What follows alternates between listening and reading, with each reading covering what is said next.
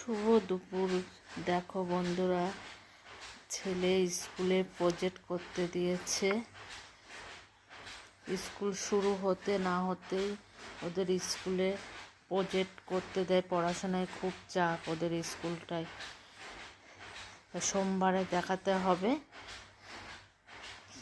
তাই উড পেন্সিলের খোলা দিয়ে গাছ বানিয়েছে। এটা প্রজাপতি মনে হচ্ছে, আর এটা গাছ। তোমাদের কেমন লাগলো অবশ্য কমেন্ট বক্সে কমেন্টে জানাও।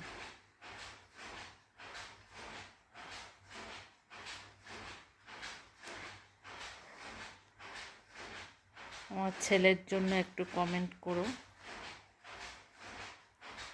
ও বলেছে যে তোমার বন্ধুদের দেখাবা না? আমি বলছি হ্যাঁ দেখাবো।